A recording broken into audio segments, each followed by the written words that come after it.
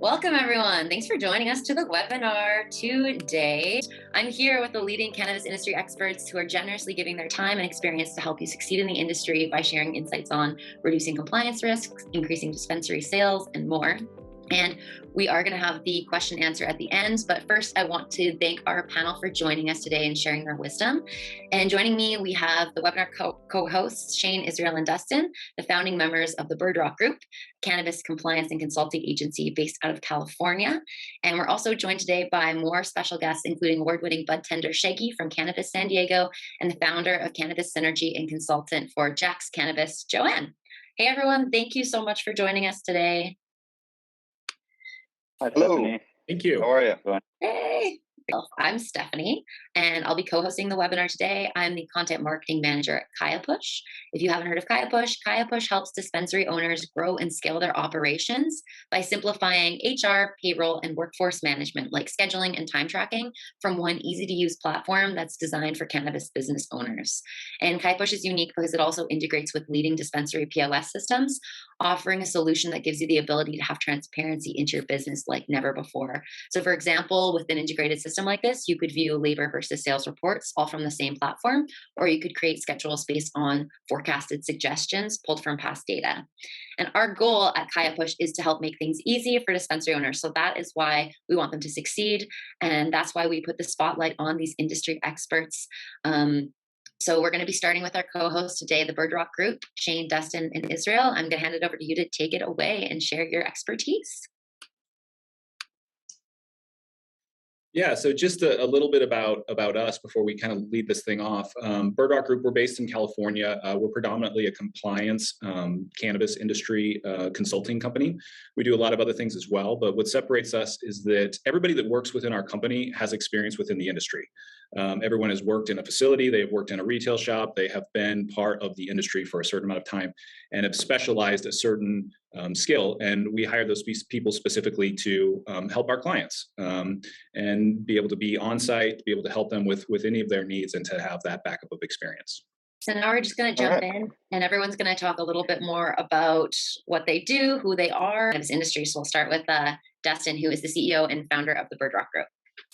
Yeah, again, CEO, founder of Bird Rock Group. I've been in the industry about 6 years. Previous to that, I was in the sports industry, worked in the NFL, the NHL, the MLB.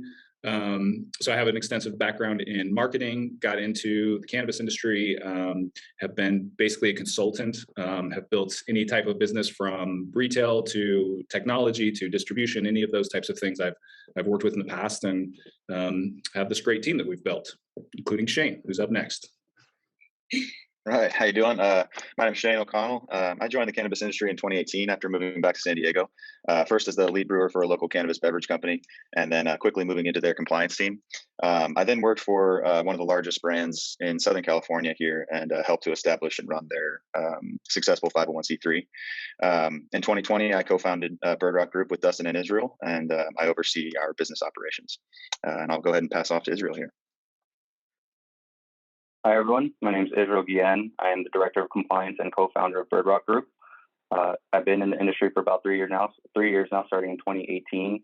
I started for a beverage company, Therapy Tonics, move on to compliance officer for Platinum Vape here in California, and then founded Bird Rock Group with Shane and Dustin here in 2020. My history was from nonprofit, helping veterans out. So a little bit of a switch, but I've enjoyed every moment of it, and I'm an avid cannabis user, so it's just the right step for me, and I like being in this industry with great people. So, yeah, on to Shaggy. Hello, everyone. I'm Shagwell Bullock, or you can call me Shaggy. I moved to California about 5 years ago to follow my passion in the cannabis industry. I believe in helping people and also bringing the community together. And I honestly believe cannabis is the best thing to do that. I've worked for a few dispensaries, and I worked with Therapy Tonics as well, starting as a brewer, working my way up to brand manager, where I would train sales reps, I would train our brand ambassadors, along with trying to get our product into stores, and even created a few commercials that I helped, or that Joanne helped me with, and that helped create our relationship with Cannabis Synergy. Currently, I am at Cannabis, one of the busiest dispensaries in San Diego. I just broke the record for our top sales in a month, hitting over 100,000. So it's been a really good month and everything, and we are excited to spread the knowledge of how we can help you guys grow and help your business grow or getting it started. So I'll pass it off to Joanne. Thanks, Shaggy, and congratulations on that win. So my name is Joanne Balbuena. I started in the cannabis industry in 2016. Before that, I was in the U.S. Navy, serving as an aviation electronics tech. And my service and some of the things that I dealt with as a service member led me to finding out about cannabis as medicine. And then from there, I understood that it was an industry, a really good industry that can help a lot of people, not just in wellness, but also, it can be a source of capital. And I saw that there was a lot of work to be done with respect to the business aspect of it. And I thought that that's where I could fit in. So I started working as a professional. And then worked my way up to working with licensing acquisition and compliance, and started my own consulting firm, Synergy. And I continue to do the same work, managing compliance and licensing packages. From there, I wrote my book, The Successful Cannapreneur, which pretty much tells my story from going from a service member, needing cannabis as medicine, and then evolving as an entrepreneur in the space. Most recently, I created the brand Boycott Shitty Weed, which is an advocacy lifestyle brand where we focus on discussing, how cannabis can help, the importance of high quality in the consumption and being intentional with your consumption. I also work with one of the local San Diego dispensaries, Jack's Cannabis. I'm the CMO of the parent company, Prime Harvest. But I work directly with Jack's Cannabis, managing the compliance and also their content marketing. But I'm super excited to be here, and thank you so much for having me. Wow, thank you so much, all of you, for joining us. Amazing cannabis entrepreneurs in the space who have such a breadth of knowledge in all the different sectors within the industry. This is what we're going to be talking about today: reducing compliance risks in your business, exploring opportunities in the California cannabis market, increasing sales in your dispensary, and understanding and ensuring your dispensary is state compliant. And I'm really looking forward to hearing what all of our experts have to say about all these topics. I'm going to hand it off to the experts again here to get more into detail on these pieces. All right. Thank you, Stephanie. So I'll go ahead and take you through our first step here, reducing compliance risks in your business here. So obviously, you're starting a business, especially with one that's as customer facing or interacting with the public as retail. Risk mitigation is going to be one of your chief concerns, I would say, as far as be it physical inventory or even just security measures. So basically, it's very important to have a security plan in place, making sure that each of those steps, be it cyber or physical steps, are addressed before you are in your pursuit of your license, essentially. Outlining these steps, as far as we could start with cyber here. Ensuring that your employees are up on any type of fake vendor phishing scams, executive impersonation from that could come to their accounts. We've seen a few different dispensaries deal with this because phishing scams have targeted them because their infrastructure is often not as built out as potential other businesses that they may try to pull these scams on. So cannabis has been targeted specifically in that cyber side. So we definitely recommend putting in at least the care to where you need to in the beginning onto this security plan. As far as physical security, obviously this is a paramount concern for cannabis, be it a majorly cash operated businesses here in the States. So, smash and grab jobs essentially that we've seen, storefront delivery, curbside delivery, that opens up a few different kind of windows into your business for potential activity criminal activity to come into your store there. So, you want to make sure that you have a dedicated security professional there at your retail establishment, as it is required in many states to have full-on either 24-hour or at least full-on security during your operation hours. So that's one thing to consider, whether it be round-the-clock security. 8 p.m. to 8 a.m., 70% of crimes are committed between that window. So it is something to keep in mind as a retail operator. Also, always just important to keep in mind those regulatory requirements as a cannabis business. Of course, operating a safe business is good business. People that feel safe in your store are going to be those repeat loyal customers that keep coming back. So safety will drive down those costs, lower insurance costs, lower operational costs, making sure that you're identifying those vulnerability points, be it delivery or curbside, as I mentioned before. These are all just great things to keep in mind as you're going and starting your cannabis dispensary here. So safer consumers, essentially, the best way to think about it is safer consumers equal happy consumers, and that leads to increased profit, of course. So there's a number of ways that tech can help you with this to mitigate your security risks.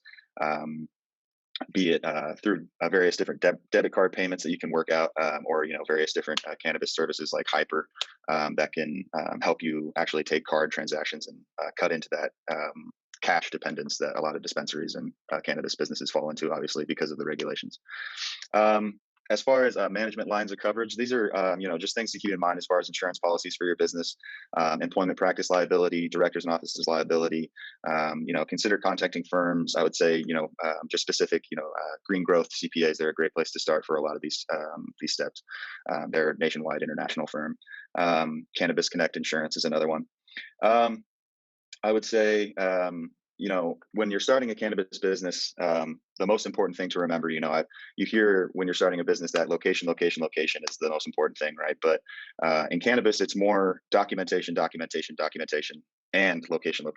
So there's an extra step that cannabis kind of has to be considered when you're opening up a cannabis retail operation, and that is the often deemed over documentation of be it metric track and trace of products, your standard operating procedures, your emergency action plan, your hazard control plan, your safety plan.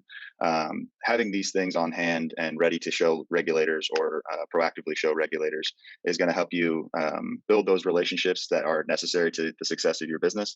But then also, it's just a good CYA move. Be prepared to defend yourself with documentation if you have to. So a lot of states, California has record retention requirements built into the regulations. So that's another thing to think about as far as the storage of that data, accessibility of that data, who has access to that data. These are all steps and things that cannabis has to think about as far as starting a business as compared to other businesses. We'll go ahead and move on to slide 2 here. I believe that's where we can have Dustin and Israel kind of come in a little bit as well.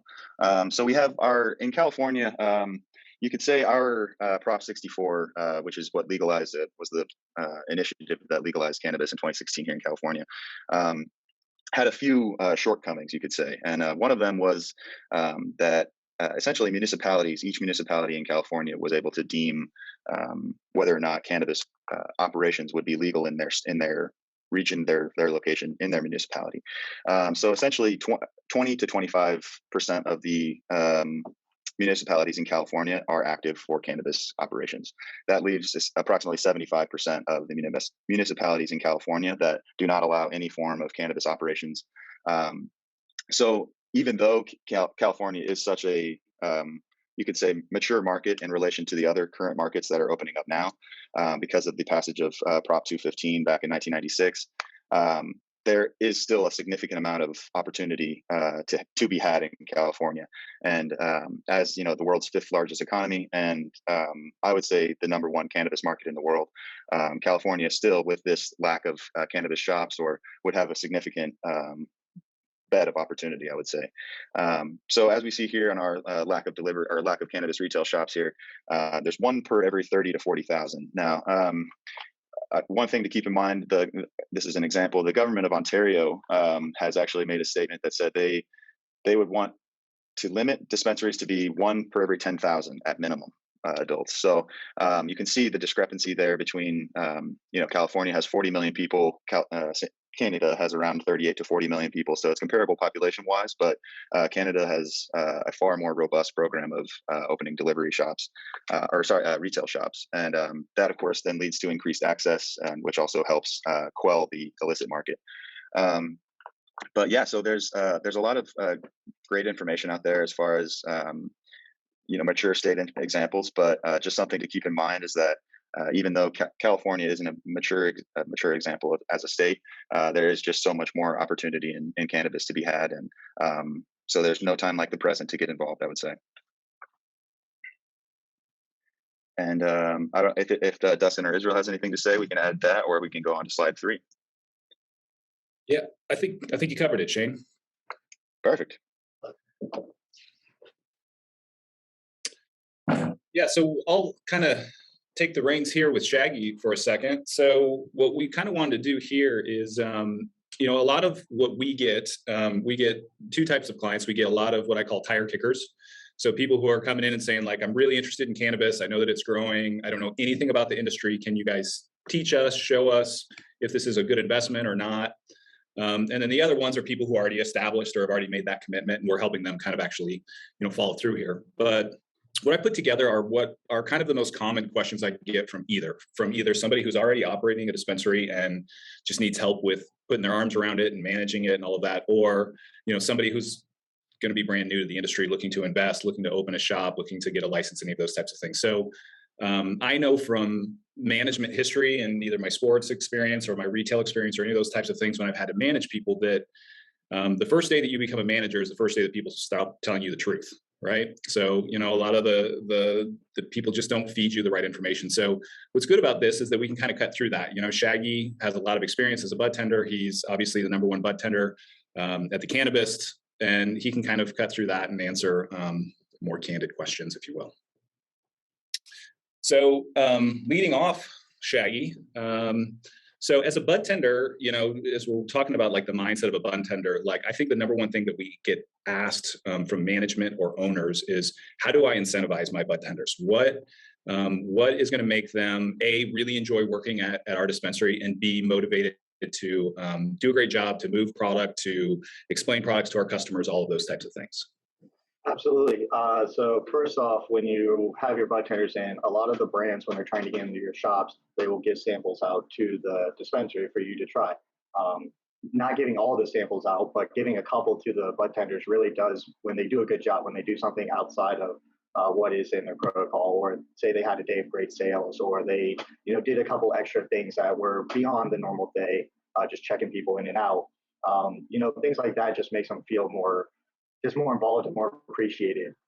Another way to also just sort of provide incentive is when you do little competition. So you do top sales for the week, we'll get, an 8 that they can choose from, or we'll get like a little glass bong, or just little friendly competitions where you're not challenging each other and like trying to destroy each other to get to the top, but where you're just doing friendly things like, oh, well, I have 2,500 and I have $300 more than you today. Like, let's see if you can keep it up. Like me and my coworker Frank, we work Wax Wednesdays, which is buy one get one for $1 deal of our wax. So we know it's a really busy one. So we'll just do like, all right, who's going to get the top sales like in this first 2 hours? Just trying to provide little friendly competitions like top sales of the month, or if you're doing a promotion, like we're really trying to push these certain cartridges.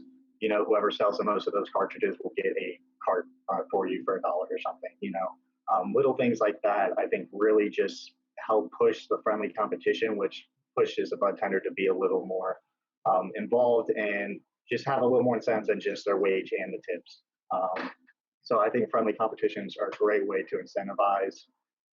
Also, just learning more about the product. I think doing samples for reviews. So you want to make sure that the budtender knows how to sell the product. So when you give them an 1/8 or a certain cartridge or so, have them just do a paragraph of like a little review of it. And so that way you understand that they know that product, that they've tried it, and that they can sell it to somebody else. Do you find, off of that, do you find that budtenders crave more education and more training, or do they feel like they're being told too much to like upsell or any of those types of things? I think it's a good balance. Not every budtender is going to be as driven and wanting to just learn about the product. Some people love it. Some people are more just like, it's a great job, but they're just for some of them, it's pretty easy to sell cannabis to people. The bud pretty much sells themselves, so they're not as incentivized. And so I think when you do competition, or like learn your budtenders too, but like sometimes you can incentivize the ones that are passionate to help teach the other ones. I also think there are programs out there that can help teach your budtenders. Sometimes dispensaries will have a lot of turnover, and so getting the brands in to do budtender educations or PADs, patient appreciation days, those are great, but sometimes you can't get them scheduled as much.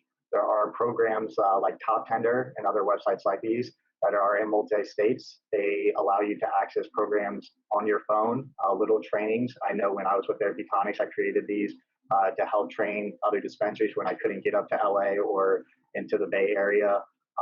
It's a little, you put information about your product and then you do like a 10-question quiz, and then the brands can reward the budtenders for doing the quizzes. If they do 80% or more on like 3 of the tests, you send them a t-shirt, you send them a product.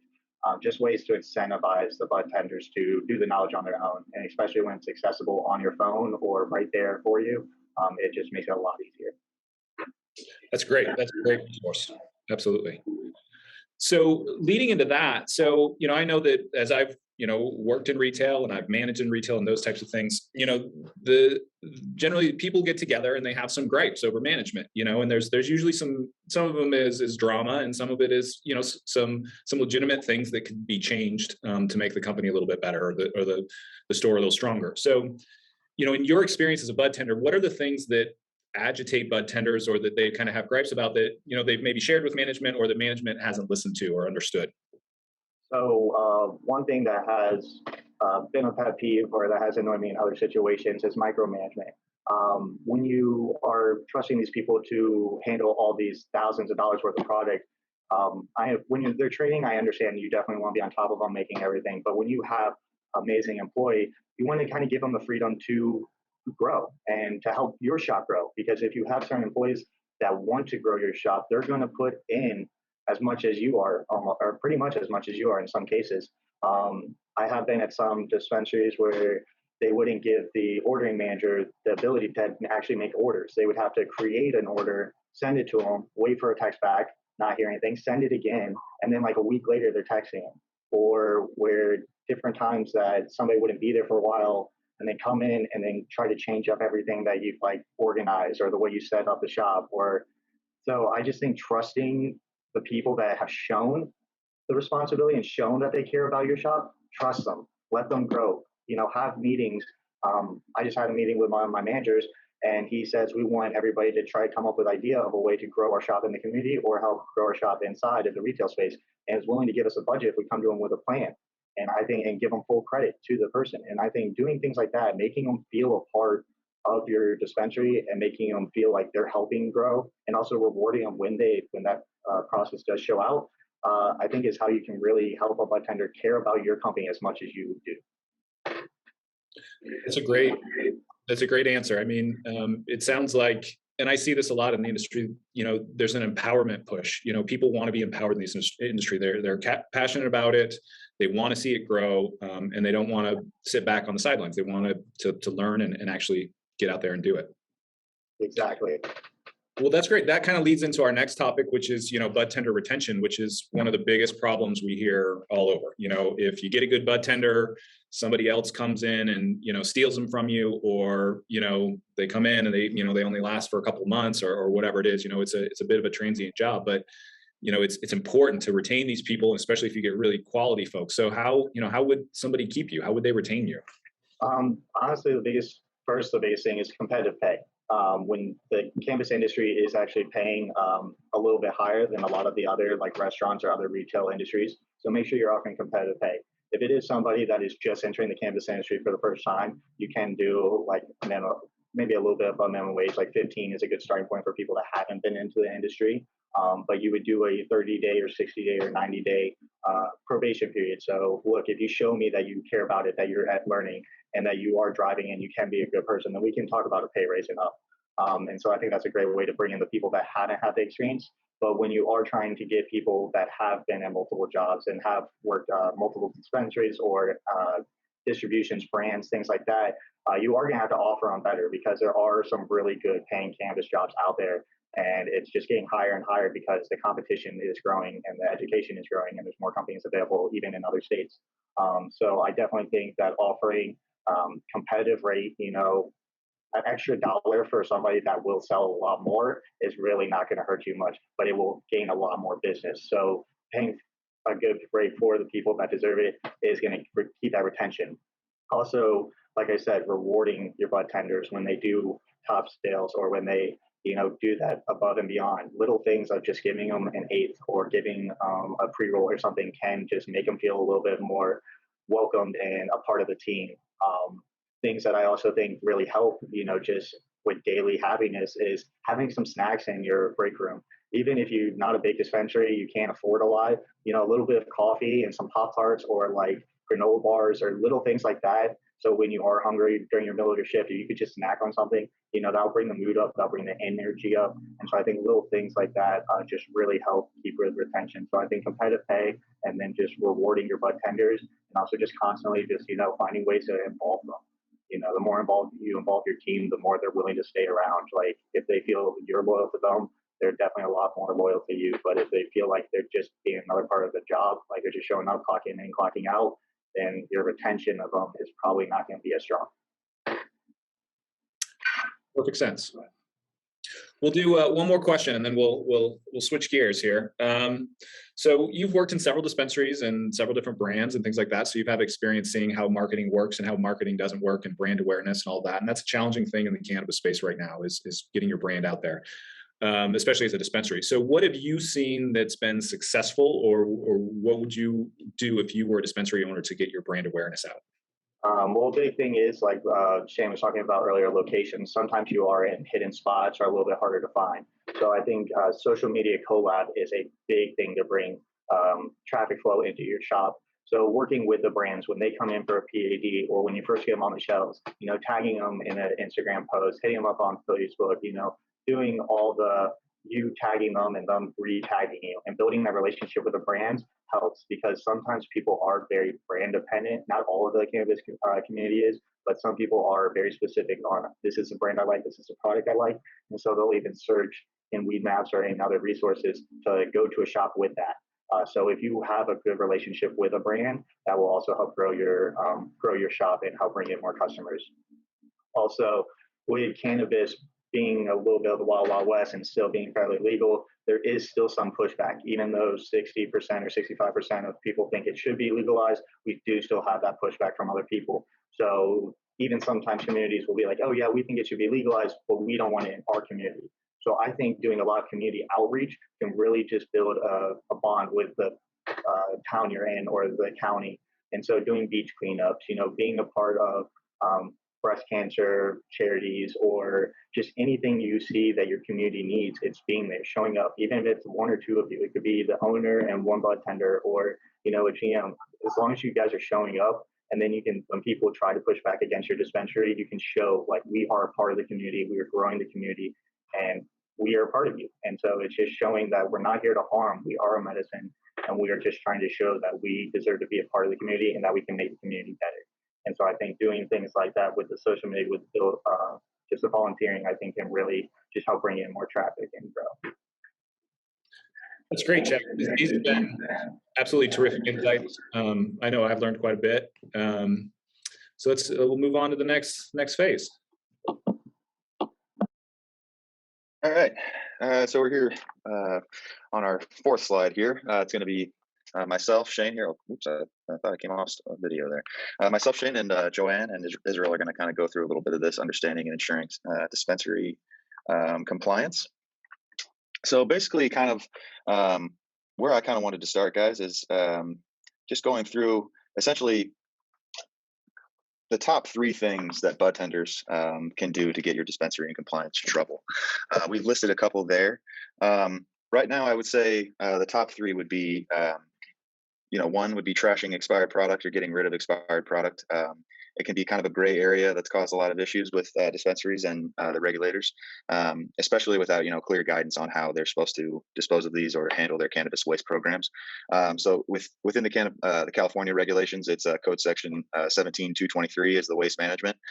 So you got to have a waste management plan as far as effective storage of the waste and then effective disposal of the waste, whether you are self-carrying that or you're hiring a cannabis waste company to come and pick that up for you. I would say number two, then I guess would be allowing customers to make a purchase or enter enter with expired IDs, or having no ID check. So sometimes that can happen. Most of the dispensaries that I've ever been to in California have been pretty strict as far as the initial ID check, but a couple of times there have been when you get to the transaction or you get to the actual POS counter there. That an ID check isn't done. So just making sure that that's maintained, and that can be one of the number one ways that secret shoppers can ding a dispensary, I would say. And then, of course, just getting back to the improper record keeping. I can't stress enough how important it is to document everything that happens in your shop, and then keeping that data accessible for any type of regulation or regulatory inspection. Make sure you're contacting your regulators, your local enforcement agents, your local inspectors. Start that relationship, reach out and be proactive about that. It's our experience that being proactive with any type of issue that you may notice in your shop and say, I think this isn't compliant, we may need to call them in. It's more often than not best to call them in and be transparent about it. Transparency is, you could say, key with regulators. Obviously, if you're trying to shuffle things under the rug, that can obviously turn people the wrong way, especially in government. So I would say, I guess, then moving on to our next topic, guys, I have a question here for Israel or Joanne, whoever wants to kind of jump in here. I guess, would you say, how important is it that all employees grasp cannabis regulations? What would you advise people starting a retail dispensary or retail location? How do you make sure your employees are familiar with those compliance regulations? I think it's super important to start with the training. If we keep it, with respect to budtenders, the conversation goes, they should always understand that they're the first line of communication with the consumer. So I think one of the main, it's really important for them to know compliance, not just, like I know you mentioned earlier that cannabis is regulated at the city level and at the state level. So it's super important to know the difference and know like what's right to do, what can actually get your shop's doors closed if you communicate the wrong things to at the wrong time to the wrong individual. But understanding that they're the first line of communication with the consumer, and then understanding to the walking within the compliance line is literally a requirement in this super red taped industry. As you know, cannabis is, if not the most regulated industry, at least in this country. And a small error can get your shop closed. So I think training is super important. And having the budtenders understand that they're the first line of communication, where, like I think you mentioned earlier, that if the consumer feels comfortable there, that things are being done right, that it's not shady, or the situation where they feel unsafe, you will keep the doors open, you will keep the people coming back, and obviously you will maintain the lines of compliance, and everything should be smooth from there. In business environment, things that sometimes are not under your control can go wrong, but compliance, it's something that we have a standard that if we're aware of the things that we need to be doing, I feel like it's a good start. So yeah, agreed. Why would you want to spend millions of dollars to get a license, and then it can quickly be shut down because of an error due to compliance? Making that your priority as an owner in educating your budtenders should be at the very front. Whether it be to continued education with them, where maybe you have to make it fun, right? You need to know them yourself as well as an owner. Is take the time to educate yourself, lead by be an example. That can kind of be where there's a gap there. Some owners don't take the time to educate themselves in certain regulations. They push it on to somebody else, but you need to trust the person that you put in place to keep your compliance going, and understand at least the basics yourself. Maybe, doing some quizzes, some fun quizzes with your budtenders, where every now and then you check their knowledge and of what you think they should know to keep your shop in compliance. So, yes. And just wanted to add one. Oh, sorry. Oh, go ahead. I was just going to say, to add to what you just said, if, let's say, the customer service or if the budtenders, they should know who this compliance person, that if they have questions about something that may have happened, that they can reach out to, because this person would at least let them know the right course of action to take if they don't understand. So having that compliance person be known and accessible, it's super important. So I'm sorry, Israel. No, I agree. And listening to that compliance person, sometimes cannabis we work in a gray area. Sometimes old habits die hard. Some people have been in this industry before it became, legal, Prop 215, and a lot of the things that were done before can't be done now, but it's really hard to make that shift. And there's companies that hire a compliance person. They don't want to handle it. They don't, want to take the time, but making sure that you do listen to that person and you empower that person and understand that they're a crucial part of your operations and maintaining a safe space, as Shane said, where the customer feels safe to come in. It's important. Yeah, I would piggyback again on what Israel's saying there, that, compliance maintains our licenses, but, a culture of safety is how we really show those third parties looking into our industry that we care about the health and safety of our employees and customers. So, safety and compliance really is paramount for our cannabis industry, especially when we're starting at this outset of creation of a new commodity, entire new industry, essentially, So maintaining that we stay above the fray and, not adding in aid in giving credence to any critics' ludicrous aspersions about the trustworthiness or potential of cannabis. I would say it's good practice to have industry or specific industry fact sheets to give to your employees for study. Here in California, the Department of Cannabis Control, formerly known as the BCC, or the Bureau of Cannabis Control there, had put out some fantastic fact sheets, just a general FAQ kind of tidbits about either retail or distribution manufacturing, but for retail concern, definitely a good place to start for employees there would be your state's regulation page or your state's, I'm not sure how developed each state's actual, I guess, infrastructure you could say is, but California's is significantly developed. So if you are in a different state or, looking into California, I would say start with that BCC website and comb through a few of the resources that they have there. So one thing to keep in mind so far, relatively few product liability claims have been made. However, this will change. U.S. trial lawyers are sharpening their swords for this projected, $40 billion market at least. So they will select their cases carefully to establish a precedent and drive costs higher on the initial side there. So you see an example of that maybe be the Cushy Punch lawsuit. If you're interested, maybe look into that. So there's something to consider there as far as the dispensary goes, but just maintaining that documentation and maintaining that culture of safety is imperative. Yeah, I would say. Sorry, go ahead. Sorry, I just want to echo the documentation. The retention obviously being 7 years. Me working on the distribution manufacturing side, there was a time where the BCC at the time was auditing certain retailers, and as a distributor, we're getting a lot of calls from retailers. Can you send us all the TOAs that of the product that we received from you? And that is on the responsibility, right? You're taking in that product, you're taking that responsibility. So it's important that you check your product as it comes in, check the COAs, check the manifest, be aware of what you need to look for. It's really easy to miss these small little details. And then with the documentation, make sure you're updating your documentation regularly. If there's changes that are made, document it. Even if it's a memo until you get the full SOP changed, put a little memo saying that we changed a certain process in that SOP. It'll save you time and hassle when you're getting audited of having to, explain yourself. Luckily, the DCC and the BCC at the time, DCC now has been, really, really open about wanting to work with individuals.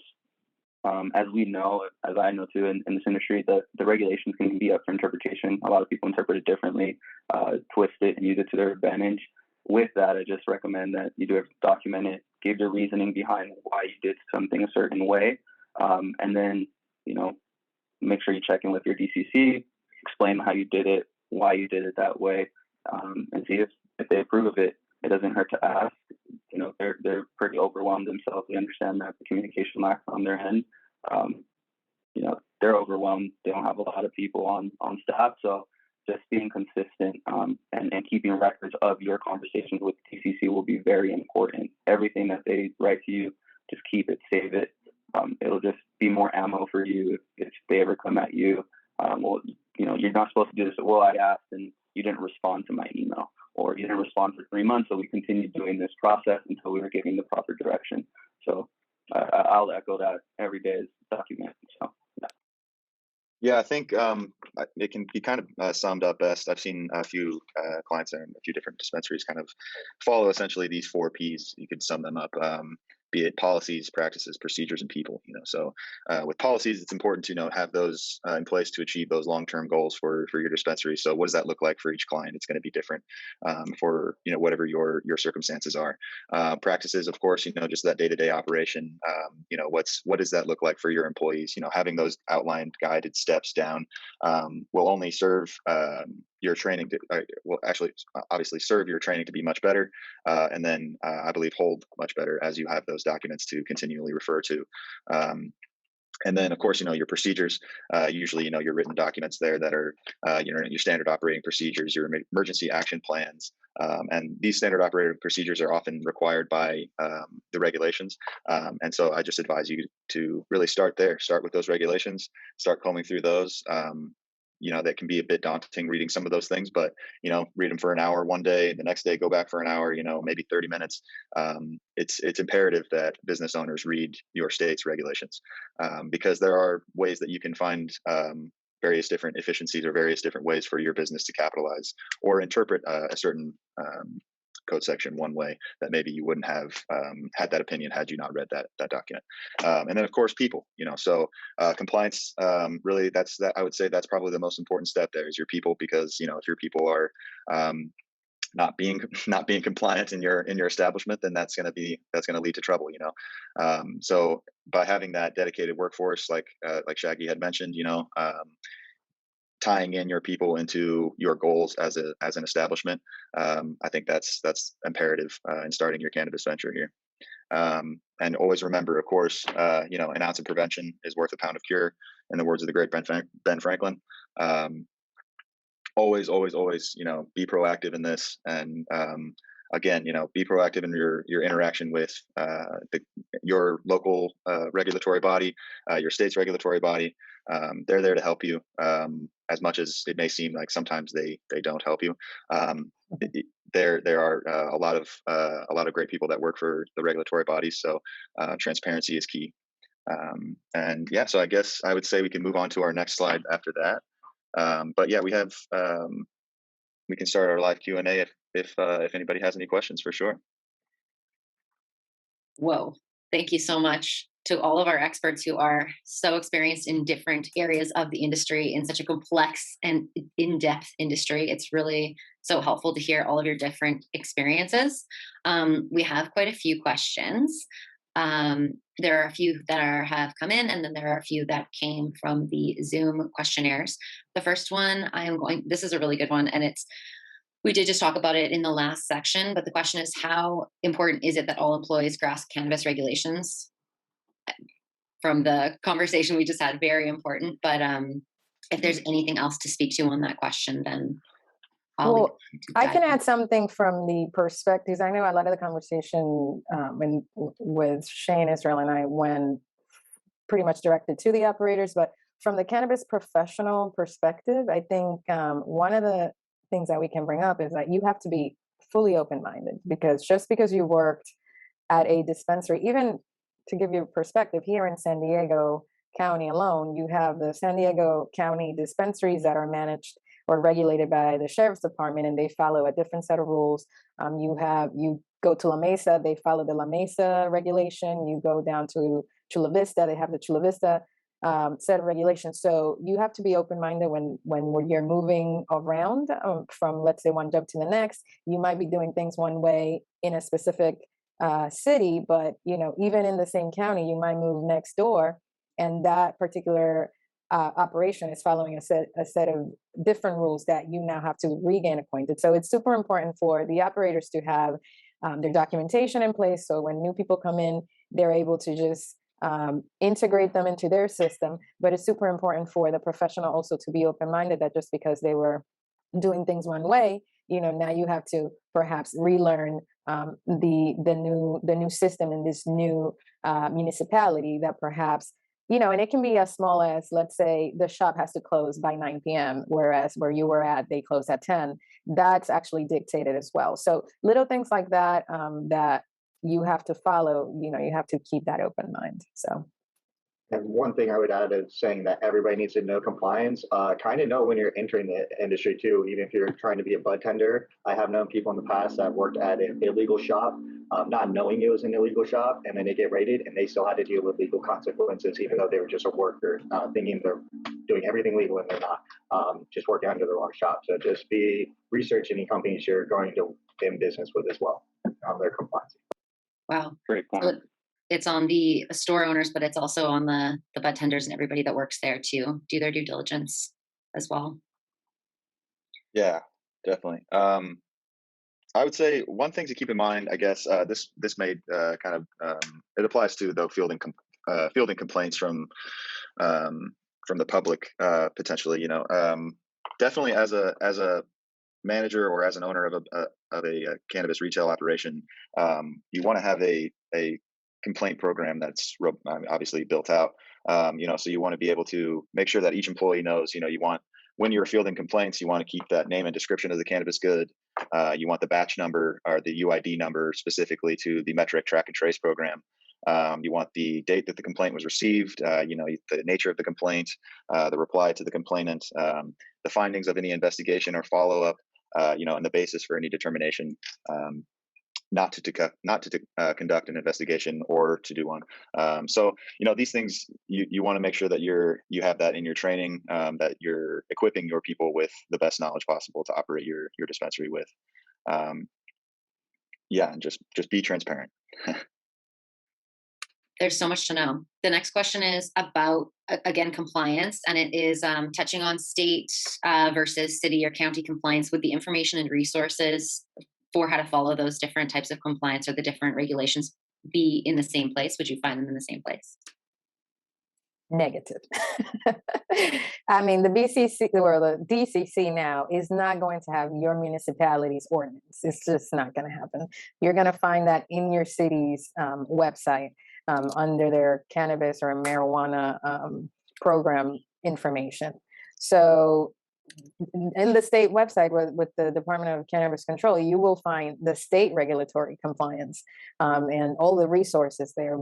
And then all the state awarded licenses, you can all find them there, but you're not going to find each city's compliance information or their ordinance or body of regulation on the states, and vice versa.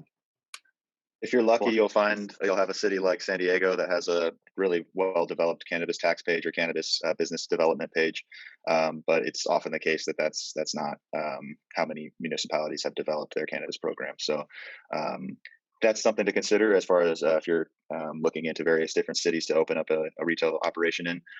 Are the various local taxes that are applied, varying different levels of taxes in California, for instance. San Diego currently sits at an 8% cannabis tax, whereas Long Beach itself, which is just 90 to 100 miles north, is 1%. So there are varying different municipalities that can provide assistance that way as far as tax assistance on the back end. That's also something to consider. Awesome. There's also things OSHA to consider. That's a whole different compliance side to make sure you're compliant with OSHA standards. So there's quite a few different things to look at there where they're not even talking about cannabis. It's just making sure you have good manufacturing processes and your facility's up to standard in the eyes of OSHA, which we haven't. I haven't personally seen any inspection from OSHA, but they're going to come and they're going to come strong and make sure that people are following. There's a lot of manufacturers with heavy machinery. This is not manufacturing for retail, but you still need to have your place compliant. Keep that in mind. Okay. Another question about compliance. Any software tips on how to use software to help stay compliant? Yeah, of course. Use track and trace metric will allow you to make errors that in the system, do things that you aren't allowed to do. That's why the regulations are important. Understanding the regulations allows you to use the system correctly, but luckily there's a lot of good systems such as like Logix, Distru, KayaPush that get yours, integrate your track and trace through API and get you doing things correctly, keep things tracked.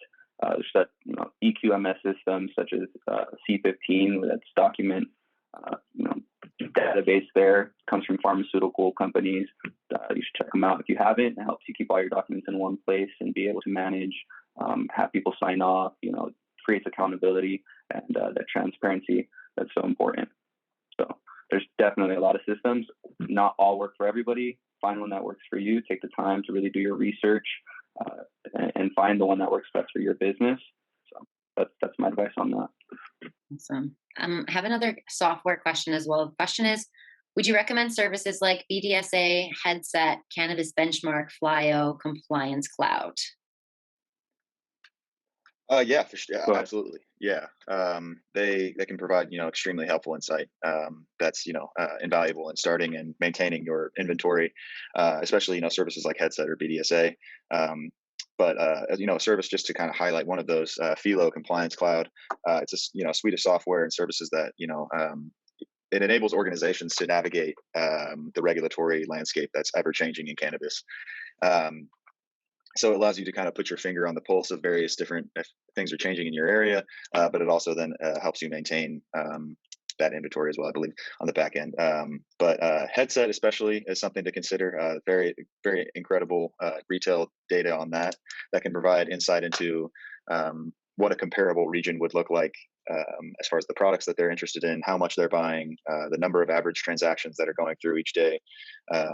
So those two things, essentially, those two levers are the two main, levers that the retail has access to. Really, is the average size of the basket and then the number of transactions that they are going through each day. So definitely important to keep your finger on the pulse of those things.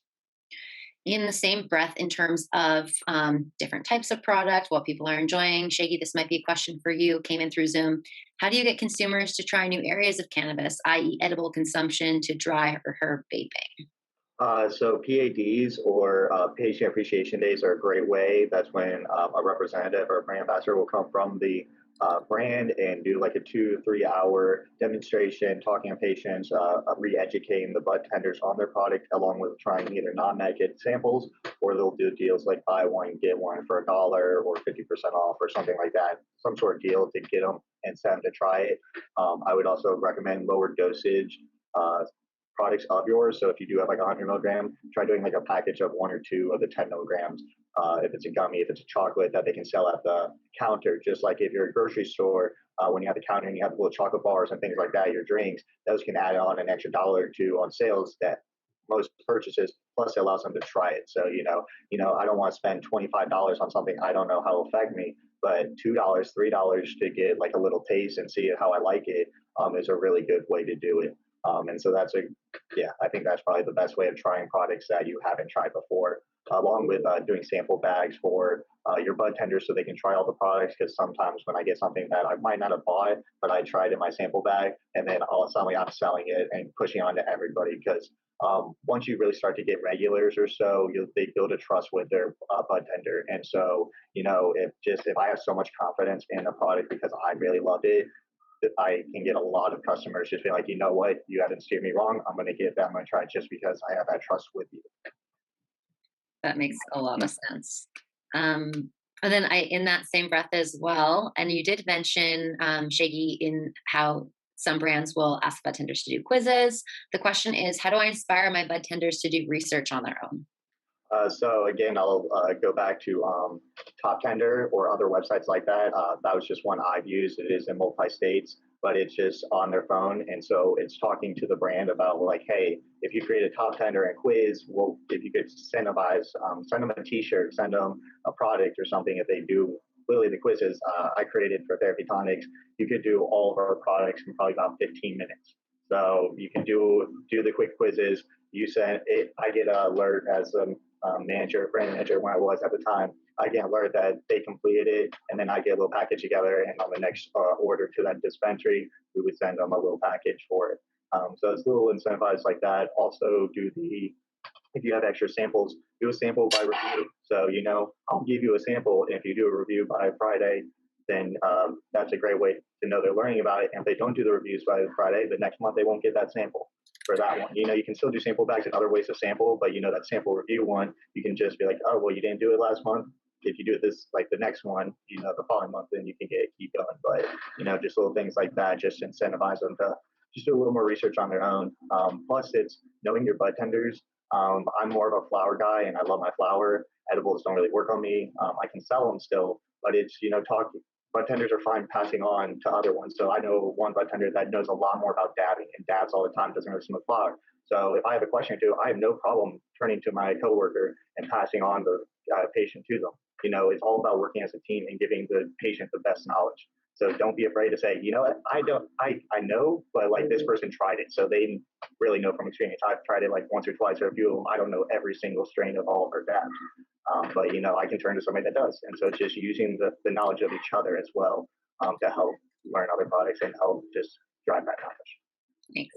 I was just going to say, Stephanie, real quick to add to what Shaggy said, that's getting the bud tenders to be engaged, to want to do more, it has to be just a part of the culture that the owners or the operators, the management, that they build within the operation. So if you starting with management, create that culture, like Shaggy was saying, where it's teamwork, where it's this is for the shop. We not only do we want to be a part of the community outside, but we're building a community within the shop, that the bud tenders, the receptionists, or the different employees feel like they're contributing something to something bigger than themselves. That usually creates that drive, to want to contribute whatever you can do in order to make that environment thrive. So it's super important to build that culture of teamwork within, that then it would spread out to the community and, to the rest of if you open up more shops, then now you have this template that you can now bring in and continue to spread that mentality. I think I would just add to that is consistency. There's dispensaries will usually take two platforms, either discounts for their or for their guests or their patients, or a point system. And so like a loyalty point system. What I recommend is pick one, do not switch. Stick by one, whatever you pick at the beginning, do not switch from it. If it's hooking them up with a discount, for veterans, for students, for senior citizens, for just deals throughout the day, stick with that. If it's a point system, stick with that. And you can still do the buy one, get ones for $1, things like that. But do not switch, because if you do switch, you're going to lose some patients. And sometimes when you lose a patient, it's hard to get them back. So, just stay consistent. Like she's saying, build a culture, and you want to stay consistent on the culture you're building. Nice. Yeah, I'd say, right. The goal for a retail space is to delight your customer, and I think by having that as your goal, the number one way you can do that is have great people that are going to delight your customer with their knowledge and with that interaction that you have, by creating that culture that Joanne had mentioned. That's imperative in building that brand loyalty, and then creating those lasting relationships that will continue to build your business. As management, don't be dirty, right? Like, don't be afraid to get your hands dirty at the end of the day. Get down in there with your bud tenders, help them stock the shelves, have conversations with them, and with education, if you know something about the industry, mention it to your bud tender. Did you hear about, this and that happened in the industry? Like, it's going to create this passion and this wanting for them to know just as much, because you created that culture where you're getting in there and you're helping out with everything. You should know how to do every task. As somebody who's worked under someone, it's I always would like my leadership to know how the process works and that they know how to do each step as well, because that seems to be a problem. We see it sometimes where employees are like, well, like, he doesn't even know how to do it, but I'm over here doing that, and so why do I listen to this person? Like, they have no idea how I do this, or they don't understand the process, but yet they're telling me to do it. It creates a lot of negative energy. So get in there with your employees and have real conversations with them about the industry, and not just about life. What brought them into this culture? What brought them into the cannabis industry? Knowing those things will help you build really great relationships, and just them seeing you being part of their team, because you're part of their team as well, is going to make them want to know more and educate themselves. Love it. Cannabis culture is a great culture in terms of people. And in that same breath, so we have time for two more questions. We have two questions left that I want to get to that were asked in the Zoom. So this one, I like that we're just spinning off to this question after talking about staying motivated and keeping people in a positive space. The question is, how do you stay motivated in the face of high THC, low price conversion? So I think it's also teaching, this comes to education importantly, and it's understanding that THC is not the only thing about cannabis. Honestly, I will try amazing buds that are 23% that are high in terpenes. So really look for terpenes and other cannabinoids and teaching patients about that. I will have somebody come to me like, well, I had this 30% and it was good, but then I had this 23% and that knocked me off my ass. Like, it's just knowing and understanding the other cannabinoids, that CBN helps with sleep, that myrcene is going to be stronger on the body. And it's also learning the patient too. I've seen some indicas put limonene in their terpene profile. If I have a little bit of limonene, I'm very like in my head and focused and alert. So it's understanding that even if it says it's an indica and it's 30%, if it's got limonene in it at a high percent, I'm going to be awake like a sativa. So it's just understanding the other cannabinoids, and that's coming with research too. We're still learning every day, and every week there's a new cannabinoid we're learning about. So it's just the development of the market, but it's really having the more educated budtenders to teach the other budtenders, and then teaching the patients. So it is a process, but that's coming back to that bond with the patient. So it's understanding, like, I might have somebody that smoked the cheapest stuff that's got the highest THC, but eventually I can maybe get them to spend that $5 extra to get that better bud, and then getting them to be more open to the conversation. So not drilling it every time, but just saying, well, here, I'll talk about this. And if they don't want to, don't push them. But, eventually with that trust, if you push them on to better products, soon they'll trust you to listen more, and then they'll be educated more as a patient. That's why Shaggy is the top selling Budtender. I wish you were in Vancouver. Also, having resources that you can give them, because a lot of the times, you may not have as a consumer, you're not there to have a full-blown conversation.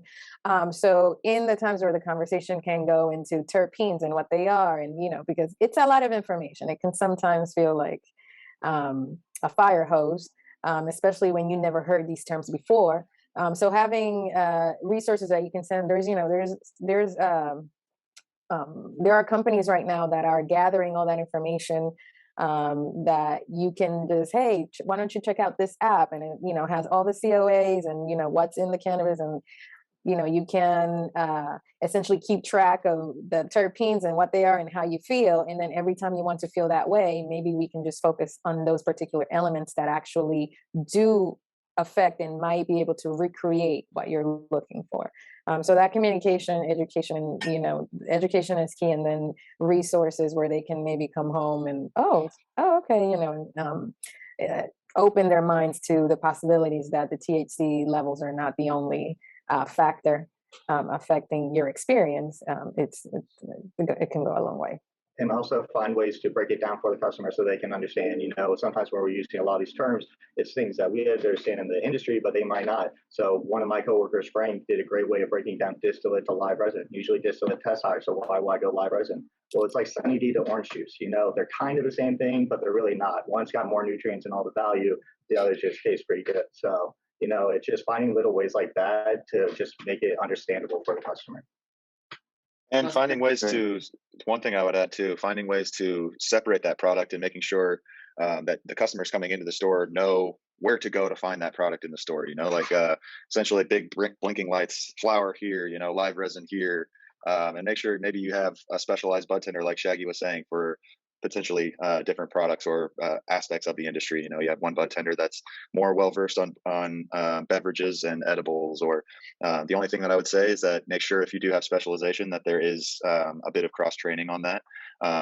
So that would be important, of course. But I would say having those things, all these new terms, these new cannabinoids, these new products that are always coming to the forefront, making sure that, you reserve 5 to 15% of your inventory for new products, and keeping that space open for new stuff that's coming to the market, and making sure that your customers can find that stuff in your store instead of, wandering around and looking around. And, cannabis is an experience, and as a retail owner, you're investing in that experience, So I think having that there's great layout considerations as well with your dispensary that can help boost sales, and so I think there's so many different things that you can focus on, but that's what BRG and KayaPush are here to help with as well. So I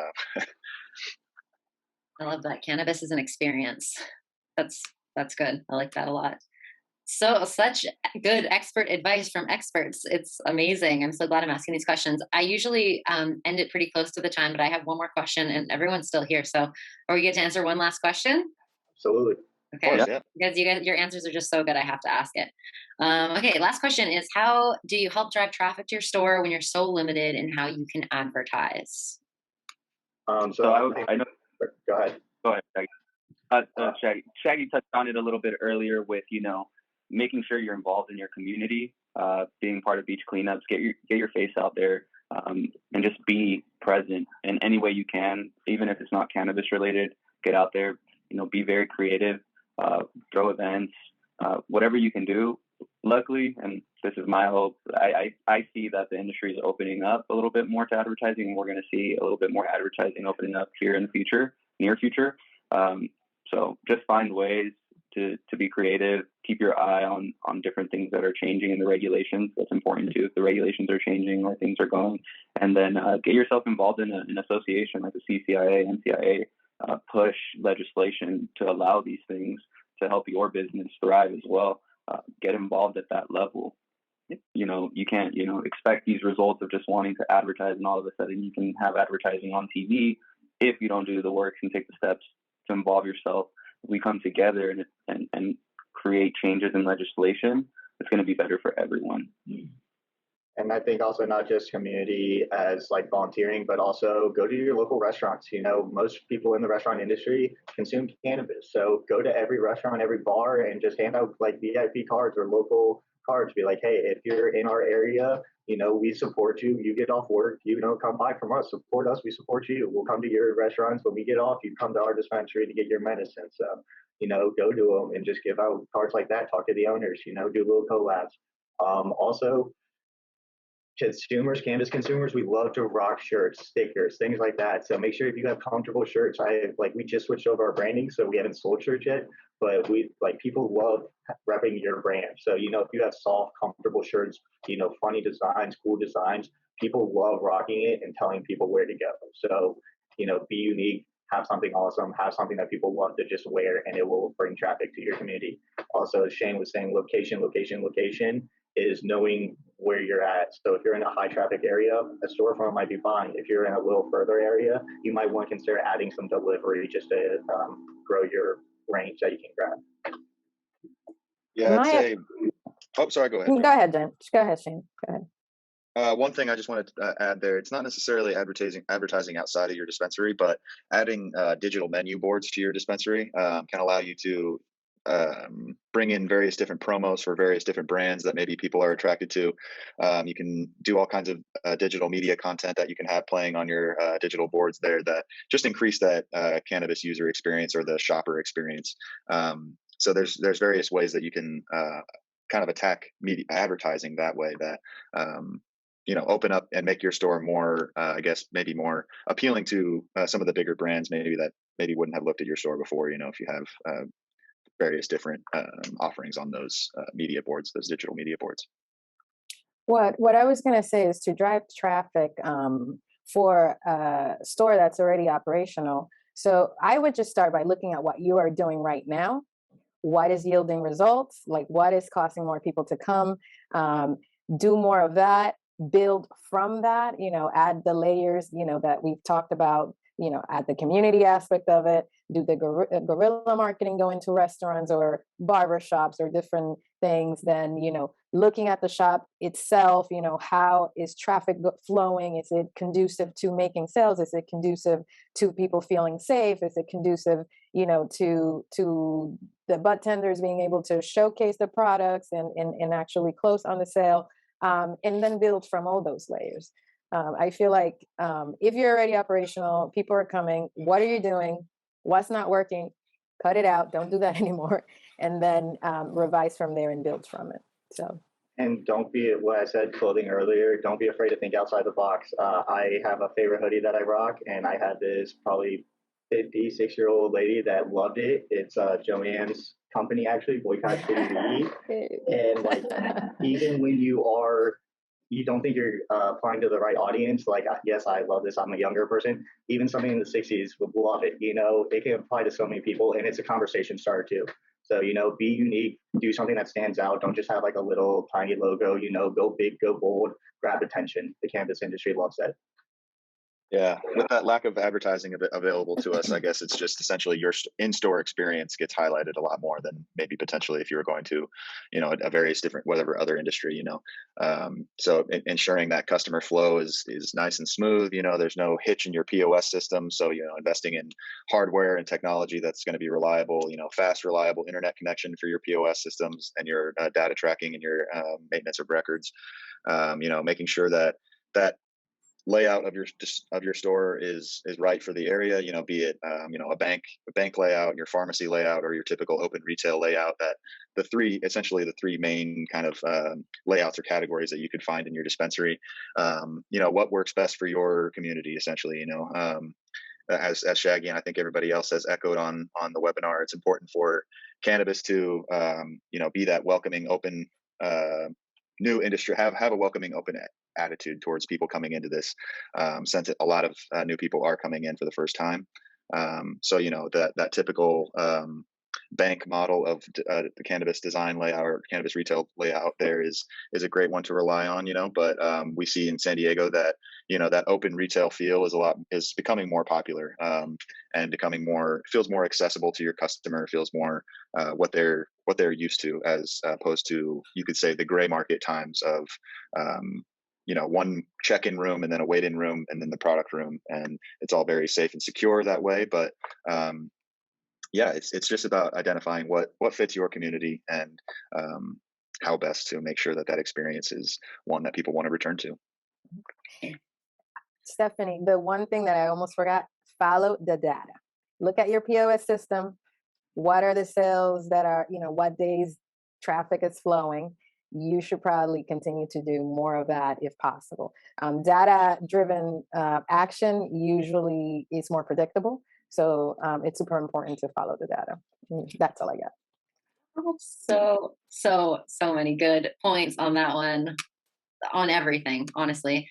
I think this is the first webinar that we've ever had that has run so far over, and everyone has stayed the entire time. So thank you everyone for joining us and for staying with us, and to the experts. It's just, you have so much knowledge. Thank you so much again. Shane, Dustin, Israel from Bird Rock Group, Shaggy from Cannabis, and Joanne from Synergy. Thank you, Stephanie, and thank you for everybody that hopped on here today. And yeah, really appreciate the opportunity to talk to everybody about this. And looking forward to many more opportunities to do the same thing. So thank you again, and have a good rest of the day to everybody, for sure.